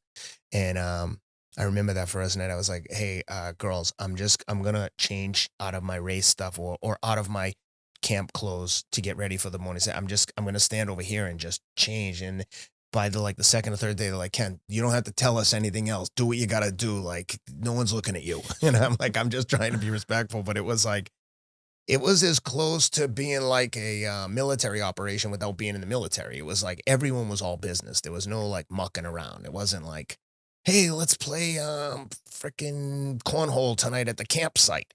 It was like, get done with the stage. And some people would take 12 hours to finish the stages. The terrain was rough. You weren't on roads. It was like, go through the woods there, and there were pink flags, and you'd just be running through woods, up the side of a mountain, down through a sand dune. Every day was like different. The course was dramatically different, and it was always on like unsure of footing. It was like grass, sand, rivers, mud. The first day ended in like a dried out riverbed. The water was gone from the riverbed, but it was like ankle deep mud. And watching everyone flipping and flopping as I came in 4th that stage, and I was like, oh my God, they were right. I'll be so lucky to get top 5 at this point. I'm getting killed. And I was like, those guys that beat me, they shouldn't have been able to beat me. And as I'm standing, and we're up on kind of like elevated up on this little plateau, so you can see the people coming as they come through. It was like 125 people. So as they're coming through and they're coming in, everyone's covered in mud. I fell down like once or twice, but just briefly. But some people were like rolling around in mud. They couldn't get back up because remember, you also have a 20-pound backpack at least. It's awkward trying to make adjustments for this pack. Is that your food? Food mainly. Food, clothes. You had to have certain safety equipment. So you had to have like a whistle, a mirror. So maybe you had like 5 pounds of mandatory equipment, sleeping bag, a little bit of clothes. The jacket took a lot of space because, you'd roll it up and tight. And then it was food. So like MREs. And they were like, they weighed a certain, you had to have, I was burning 10 to 12,000 calories a day and eating 2,500. And that's all I had. So if I ate more, I'd be out of food for the next day. And like you at some were point I'd carrying run out. food for that whole 6-day, 6-stage Exactly. trek. Yeah. Wow, that's a lot of food to carry. It's crazy. You have to be very strategic. But, again, experience counts for so much. Some of the people had it so dialed in, like a lot of their calories were in the form of oil, like coconut oil. And I was like, oh, damn, what a great idea. What were you eating? I just MREs, like, again, didn't know anything. I bought a bunch of them, tried a couple like the day before I left and was like, these will do. Just figuring like, 1 week I can hold my breath. It was like the actual army MREs? No, it was like a camping version of it. Like an REI type? Yeah, exactly. Yeah. Like there were different brands and it was like, rice and chicken casserole, macaroni and cheese, that type of stuff. Processed food. But then the second day was 28 miles and I blew out everybody. I just took control. I literally was just disciplined from the beginning. There was a Swiss guy and an Israeli guy that were really good. They were the competition. And I let them go early and just stayed steady just by myself, not even worrying about anyone else, just thinking, okay, I got to run 28 miles. I'm just going to run 28 miles as fast as I can without going too fast, right? So I was running negative splits most of the time. And slowly they came back to me and slowly they faded away. And I was like, oh my God. And then I was like, oh shit, I can do this. I think I can win this. And then just shit happens along the way. My backpack ripped. The nylon strap ripped completely off the pack. So now my backpack is like, if I don't fix this, there's no way I can finish. It's too heavy to carry it without it being optimized on my back. And now the strap is completely busted off, ripped in half. So I just jerry-rigged that together the next day with zip ties. And then into the third stage was all through sand dunes, just like ankle deep sand up, like, the equivalent of like a double black diamond ski slope made of sand. So at times I was going up this sand dune. I'm like, this can't be right. I'm going in reverse. There's no way that everyone's going to survive here. And like 10 people dropped out there. And the worst is if you dropped out there, they couldn't even come and get you with the like Ford Raptor trucks and stuff. They had to get you with a camel. Oh, dude, it was crazy. So that stage, I came in second, but I was now 8 minutes behind going into the fourth day, the 50-mile stage. And on that 50-mile stage, I took control. Like me and the Swiss guy were just duking it out. And eventually he was like, I can't go on. And how close was he to you at the end of all of it? Oh, 2 hours. Oh, it was 2 hours. So, but in this 50-mile stage, I was pushing the pace. We were so far ahead of people, you couldn't even see them when we were up on a mountain. You couldn't even see them back 5 miles at like 35 miles in. But he just started to slowly deteriorate. And I'm thinking like, all right, I got him. I'm going to get him. And, but now he's like, yo, I don't feel good. I gotta sit down. And I'm like, nah, dude, you can't sit down here. The checkpoints are about 9 miles apart, maybe less, but in that context. And we had water bottles that we could refill at these aid stations at the checkpoints. So we both had our 2 full water bottles and, whatever else we had. And as we're going, he's like, man, I'm struggling. And I'm like, all right, let's walk. We'll walk and run. Cause at this point, you're racing, but you're not like trying to kill him. We're still in it together. We're in 2 guys in the middle of the Gobi Desert, Mongolia. It's a long distance too. I'm not going to run away and leave the guy in duress. If he was just like, go ahead, man, I'm struggling, like, do your thing, I would have kept running. But I could tell he wasn't all right. So he's struggling. He starts sitting down. I'm shielding him it's hot. I'm shielding him with my body. I'm dumping my water on him. I'm like helping him out big time. And I don't say that to be like, hey, look at me, I'm a hero. But that's what happened. It's the reality of the race. It's the reality. It is what it is. I'm not looking for like, I don't need to like create false bullshit to make myself feel better. It's just a fact of what happened. And eventually, thank God, a support vehicle came by and was like, yo, I was so pissed. I was like, guys, where the F have you been? Someone's going to die out here. And you guys aren't even like coming back and forth. We've been out here for like an hour hoping to see someone. And the dude's struggling here. Can you guys help? So they came over, started like showering him with cold water and stuff. Because the whole time no one had cold water. The water was just in bottles. So we'd get to the camp and they'd have big kettles where they would boil it to put in the MREs. Other than that, there was just water on the ground in 5-gallon jugs that you could fill up your bottles with. And it was never cold. So they started taking care of him. But now at this point, I was feeling great. But now I've been recovered for an hour. I took off like a bat out of hell. It was like a cartoon. There was practically like dust flying up from my shoes as I just tore ass like all the way in for the last 10 miles to get to 50 miles.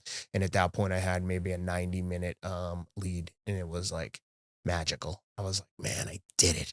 But I still had the next day a marathon to run and the last day 6 miles. So on the marathon stage, it was just wild, man. At times it was like thunder and lightning. We're running and like wild horses are running beside us, cows, sheep, Bedouin people, like nomads out in the desert. It was insane. I wish I could have enjoyed it a little bit more, but I was so much in that competition zone that I didn't appreciate the beauty that was around me. Again, like power of now. I wasn't living in the now. I was like, I got to get to this finish line as fast as I can. And so the last marathon stage, the last long stage, me and the Swiss guy were basically together. And then on a steep down, he was like a mountaineer. So on the descents and on the climbs, we were pretty much together. But on the descents, he was so much technically faster. It's just like mountain biking. It was like a skill.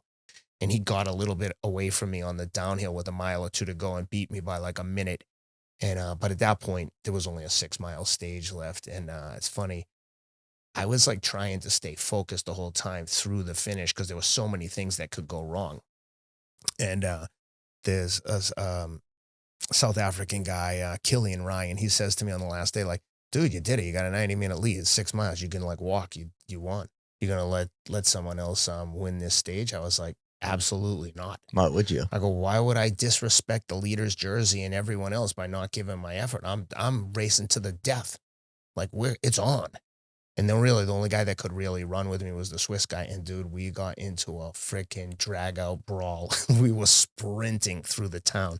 It went up and over a mountain and then into like not a village, but a city in Mongolia. It wasn't as big as Ulaanbaatar, but it was like, there was a fortress in the middle where Genghis Khan used to reign. It was so cool, like a walled city.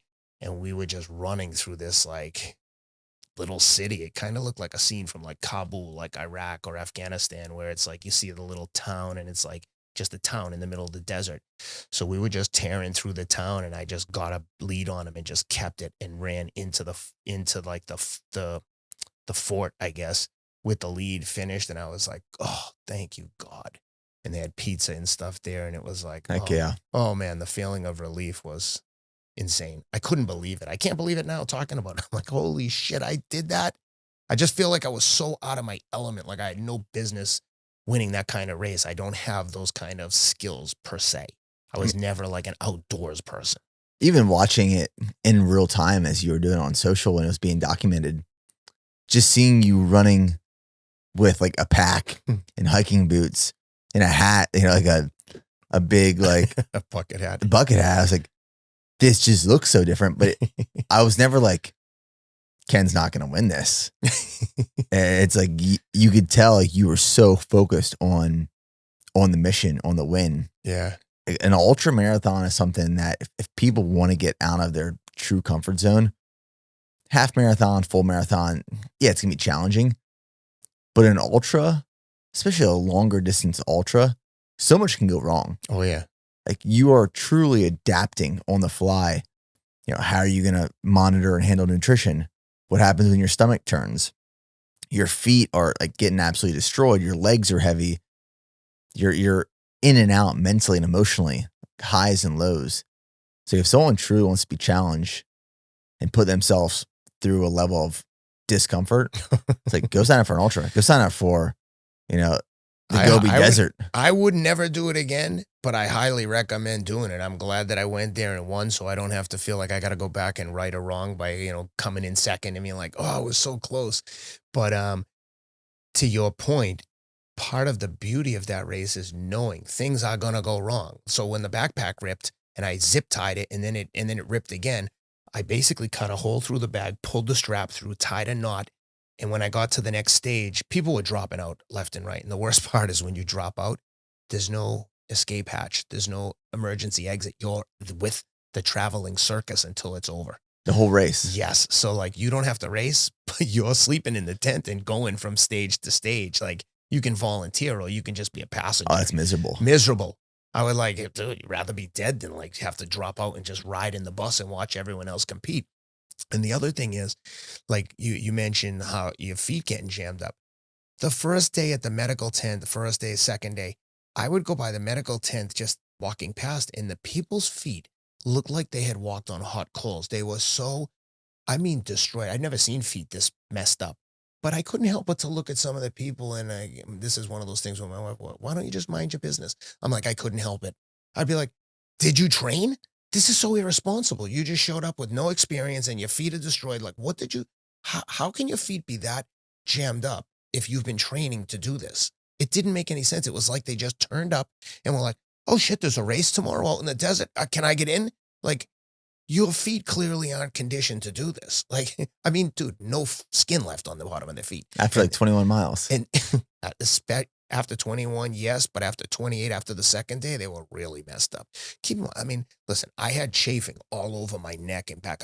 Like where it was bleeding, like bleeding, not just roughed.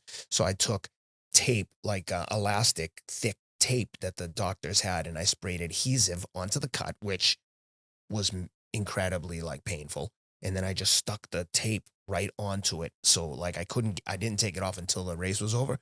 But man, when I pulled that tape off when the race was over, it was literally like, I don't know, someone's ripping all the hair out of your head one at a time. It was awful, but there was no other choice. And around my waist where the backpack was holding on, it was just rubbed raw. Took weeks to go away. It still scars. But when you're in that mode of just like, yo, it's go time.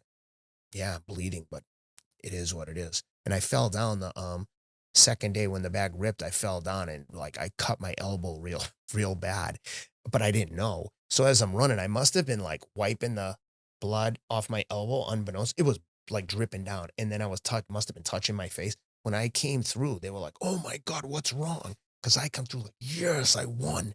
And they're like, Ken, what's going on? What's wrong? Where are you bleeding? I'm like, I'm not bleeding. They're like, you're definitely bleeding. And the woman held up her phone and was like, showed me like the mirror look. And I was like, oh my God, my face definitely isn't bleeding. And then I realized, oh, my elbow's bleeding. It was not a big deal, but it was funny because I come in you are covered in dirt, blood, and sweat, coming into the finish line. Everyone is so dirty and there's no shower. And they're like, don't use the water to shower. You're trying to be conservative. But I was like, I don't care. I go behind my tent and dump water on my head and try to clean myself off every night so I could at least get into my sleeping bag and not feel completely disgusting. But all that stuff was like, that was part of the challenge is like, running system checks on your body every single night, making sure you're fueling properly, trying to pick up food here and there. Like someone would drop out and it would be like a pack of it would be like seagulls around their bag trying to get a free meal.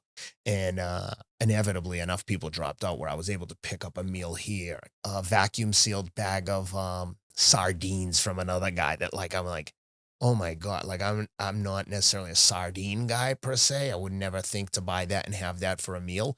But when the guy was like, sardines, all I thought was, oh shit, those are super rich in a bunch of nutrients and they got a ton of calories. I'm eating salt those. too. And I just took them down like it was going out of style. And some of the people, if you're not into sardines, you're like, dude, what? I'm like, yeah, if you tell me it's nutrient dense, I'm eating it. Right. I'm fueling. It's like worrying about like what a gel tastes like in a race. How are those gels? What? It could have been like actual motor oil. If you tell me it will keep me going in the moment, that's what I'm taking. Which the most effective?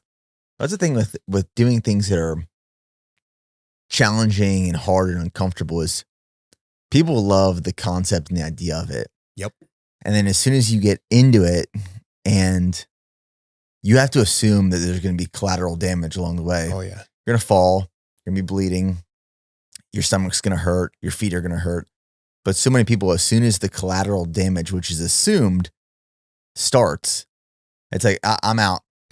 I'm out. It's like, well, that's like part of the uncomfortable part. That's the part of why you signed up. Yeah. Like that's where you grow. But so many people, as soon as you feel that damage, pass. That's the gift. The gift is, can you deal with this? Because if you can, the feeling you're going to have, the feeling I had when I pulled into that airport, got through security and was sitting finally in the lounge, getting ready to get on the plane in Ulaanbaatar to connect through Seoul back to the US. I was on cloud nine. I could have been on a freaking a beach in the Bahamas. I was like, I did it. I won. I'm clean. I'm about to get in a first class flight home. I was so happy. It was like as happy as I could be.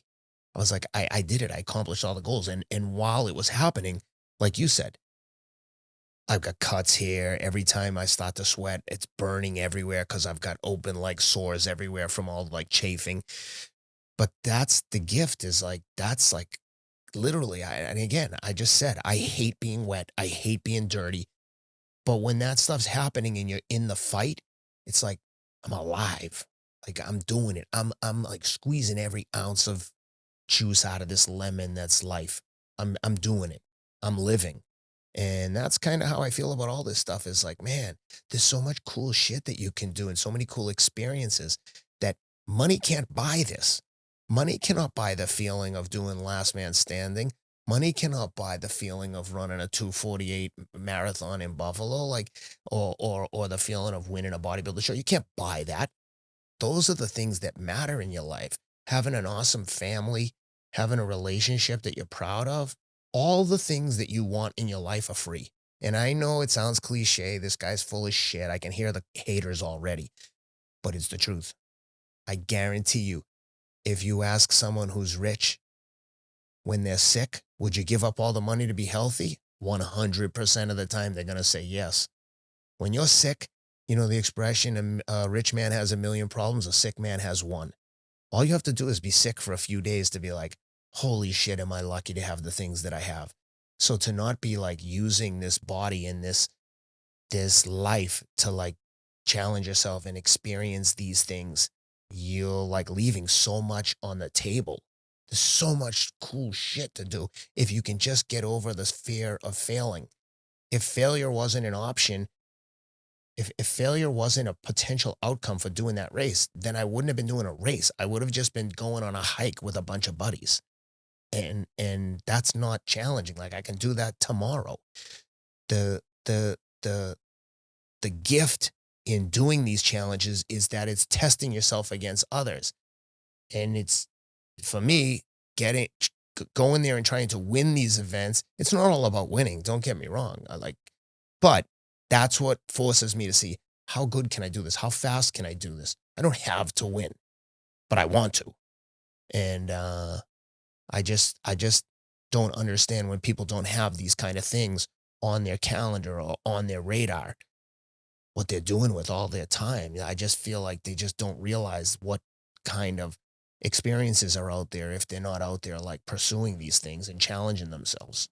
When you have successful outcomes, you win a race, you set a PR, like the Gobi Desert, do you allow yourself time to sit and reflect and enjoy the win, or is it already what's next? I have had to make a conscious effort to like really enjoy it. Like the Gobi one, that's something that I've gotten so much enjoyment out of.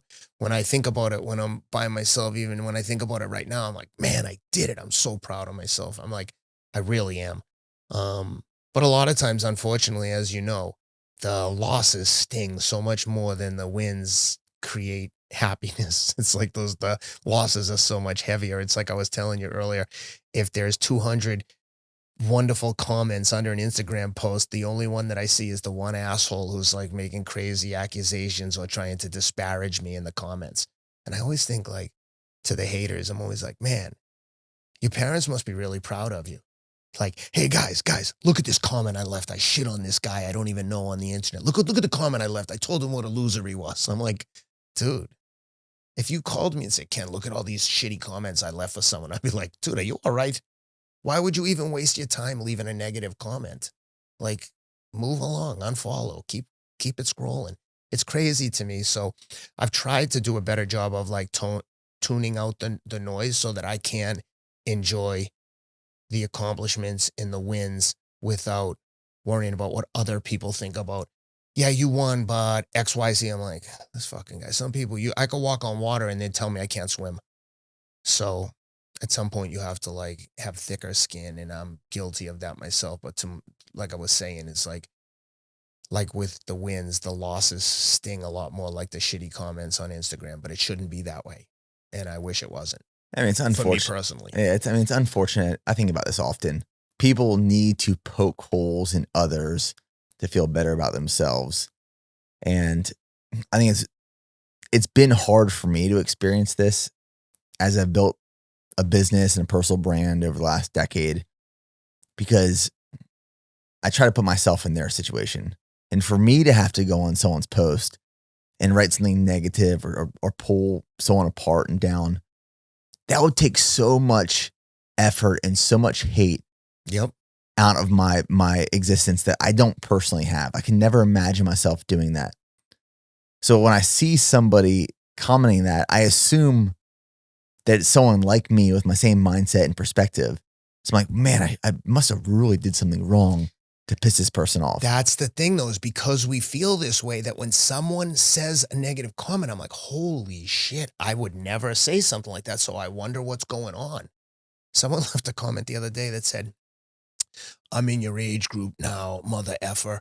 I'm going to give this shit a try. And I thought he was like, I couldn't help it. My friend Jelly Roll is like, Ken, when you acknowledge the haters and you don't acknowledge the 100 people that said something nice, you're insulting everyone. That is true. I feel bad about that as well. And I usually don't do it, but to this guy, I was like, excuse me, buddy, why are you talking to me like this in the Instagram comments? I don't think we know each other, but have I offended you? And the guy immediately was like, "Oh my God, I'm so sorry. I guess the way I wrote it sounded like I meant it respectfully. I'm a big fan." And I was like, "Oh, okay, thanks, man. Appreciate it." But I was like, and it just kind of hit home like, what an idiot. Like my interpretation isn't even necessarily right. Sometimes you may think someone's being totally negative, but maybe they just don't know how to express themselves the same way I do. It's like when I have a debate with my wife or a disagreement and she's mad that I like handle something a particular way. I said, "I'm sorry that I don't solve problems the way you do. We're never going to see eye to eye on like how we would react to different situations." And that's one of the biggest conflicts in life that we have with friends, partners is like, you and I aren't going to handle the similar situation the same. Look, some of it, yes, someone comes in here and is like, "I'm beating everyone up." You're like, we're going to be like, "All right, well, let's go. We can't just sit back and watch this." But, someone leaves a comment like that, you and I might react to it differently. You might be like, "No, no, no, the guy's being nice. He's clearly like a fan." Whereas I'm like, what the hell is this guy having to go at me for? What did I do? You know what I mean? So I think that that's a big part of it is so much gets lost in context, but I do try to like ignore the negative comments as hard as it is. But that's a flaw with myself that I have to work on. It's something that I actually talked about at Onsite is like worrying about the opinions of others. I don't want to be concerned when I know that what they're saying isn't true. If someone's disparaging me in a way where I'm like, I know that that's not true, so why should I care?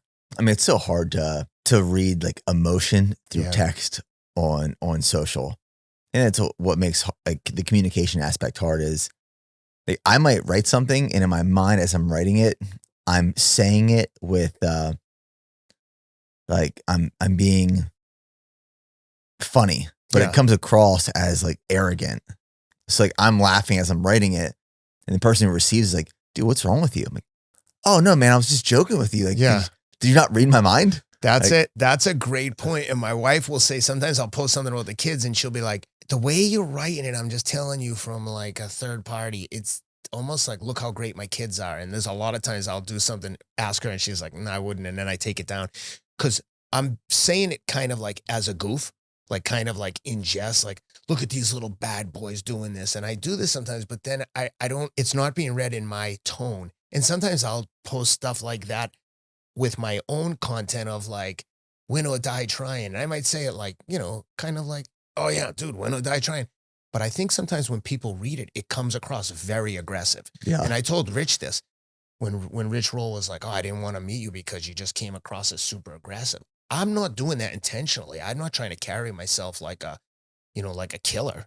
I, I think sometimes the way I say it is the way I speak in written word, it doesn't come across the way I intend it. And it comes across a lot more aggressive and kind of alpha than I intend it to be and that I really am. I'm like to think I'm pretty balanced. And I think sometimes people think I'm much more aggressive and assertive than I am. Yeah, the way that I've tried to navigate that is by the overuse of exclamation marks and emojis. Yeah.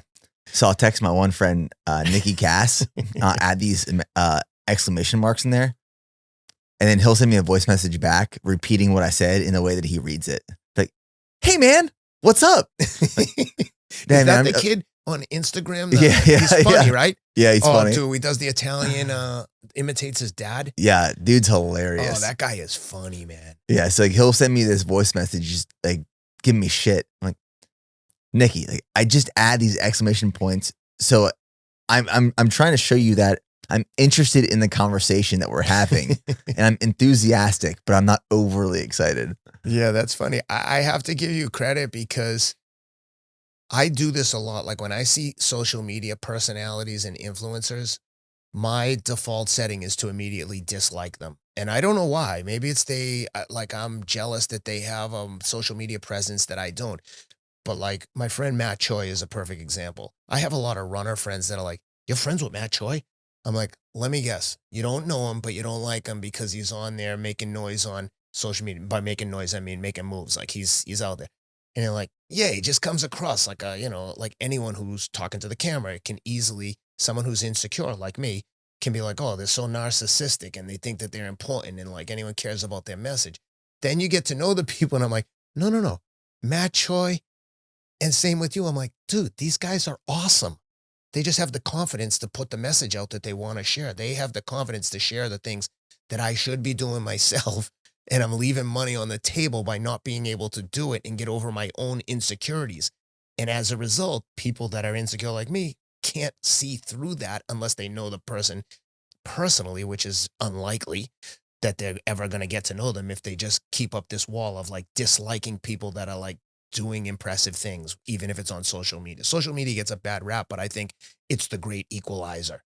You no longer have to go to Hollywood and kiss ass and do the things that people used to have to do to get a break. Now, like that show Insecure with Issa Rae on HBO. She had a HBO show called like Insecure Black Girl or something to that effect. But like that's a perfect example of someone who's like, I'm a creative. I want to create content and be an actress. But trying to get out there and be like, get noticed by insiders seems like insurmountable. I'm just going to post my own shit on YouTube, and eventually when it's good, they find you. Just like my friend Jelly Roll, he was posting his music on like, I don't know if it's SoundCloud, Spotify, whatever. And eventually he hit one and people were like, oh shit, this guy is good. Next thing you know, he's like wins 4 country music awards. When I moved here, I tell him this all the time. He couldn't get arrested. He was like, we went to WWE, sat down in the front, and like 3 people asked to take a picture with him. Less than a year later, he sold out the fucking Bridgestone Arena and is like, we're flying on private jets to the next show in Huntsville together. It's just been insane. But he was able to do that using the tools that are available to everyone. Social media, YouTube. If you have something to say and you believe in yourself and you want it, like the way I want to win a race, the world has like never been so accessible to everyone. Whereas 30 years ago, unless you figure out a way to get the people in Hollywood to pay attention to you, you ain't doing shit on TV. That's like last night we went to, we've been going to a lot of shows since getting here to Nashville. And we went to this one, it was called a Songwrite Club, which essentially is where songwriters and new artists can come and perform the music they've been working on in hopes that a producer or people are going to share it and it blows up. And these are artists who might have been performing their craft for years and years and years. And, you know, you go to these things not expecting to see like crazy talent. Yeah.